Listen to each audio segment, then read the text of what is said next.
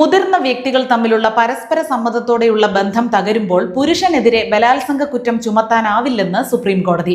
ഔറംഗാബാദിലെ ഒരു അഭിഭാഷകനെതിരെ ഫയൽ ചെയ്ത ബലാത്സംഗ കേസ് റദ്ദാക്കിക്കൊണ്ടാണ് കോടതിയുടെ പരാമർശം.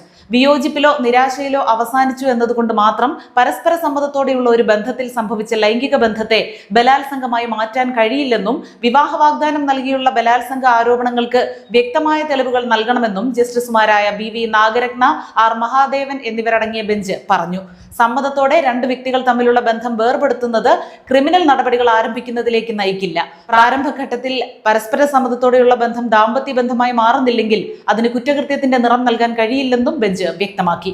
വിവാഹ വാഗ്ദാനം നൽകി ലൈംഗിക ബന്ധത്തിൽ ഏർപ്പെട്ടെന്നും തുടക്കം മുതൽ തന്നെ സ്ത്രീയെ വഞ്ചിക്കുകയായിരുന്നുവെന്നും തെറ്റായ വാഗ്ദാനം വിശ്വസിച്ചാണ് സ്ത്രീ സമ്മതം നൽകിയതെന്നും തെളിയിക്കണമെന്ന് കോടതി കൂട്ടിച്ചേർത്തു.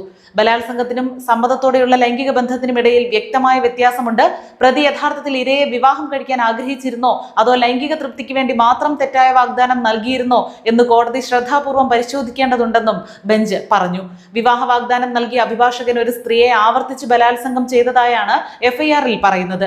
ഈ FIR റദ്ദാക്കാൻ വിസമ്മതിച്ച ബോംബെ ഹൈക്കോടതി ഉത്തരവ് സുപ്രീം കോടതി റദ്ദാക്കി. ഇരുവരും തമ്മിലുള്ള ബന്ധം സ്വമേധയാ ഉള്ളതും 3 വർഷത്തിലേറെ നീണ്ടുനിന്നതാണെന്നും ആ കാലയളവിൽ സ്ത്രീ ഒരിക്കലും സമ്മതമില്ലായിരുന്നുവെന്ന കാര്യം ചൂണ്ടിക്കാണിച്ചില്ലെന്നും കോടതി കണ്ടെത്തി. ഛത്രപതി സംഭാജി നഗറിൽ 2024-ലാണ് കേസ് രജിസ്റ്റർ ചെയ്തത്. ജീവനാംശം ലഭിക്കുന്നതിനായുള്ള കേസുമായി ബന്ധപ്പെട്ടാണ് പരാതിക്കാരി 2022-ൽ അഭിഭാഷകനെ കണ്ടുമുട്ടുന്നത്. കാലക്രമേണ ഇരുവരും അടുക്കുകയും ശാരീരിക ബന്ധത്തിൽ ഏർപ്പെടുകയും ചെയ്തു. അഭിഭാഷകൻ തന്നെ വിവാഹം കഴിക്കാമെന്ന് ഉറപ്പ് നൽകിയിരുന്നെങ്കിലും പിന്നീട് പിന്മാറുകയാണ് ഉണ്ടായതെന്നാണ് പരാതിയിൽ പറയുന്നത്. പലതവണ ഗർഭം ധരിച്ചതായും അയാളുടെ സമ്മതത്തോടെ ഗർഭധാരണം അവസാനിപ്പിച്ചതായും സ്ത്രീ ആരോപിച്ചു. ഒടുവിൽ അയാൾ തന്നെ വിവാഹം കഴിക്കാൻ വിസമ്മതിക്കുകയും ഭീഷണിപ്പെടുത്തുകയും ചെയ്തപ്പോഴാണ് വിവാഹ വാഗ്ദാനം നൽകി പീഡിപ്പിച്ചുവെന്ന് കേസ് രജിസ്റ്റർ ചെയ്തത്.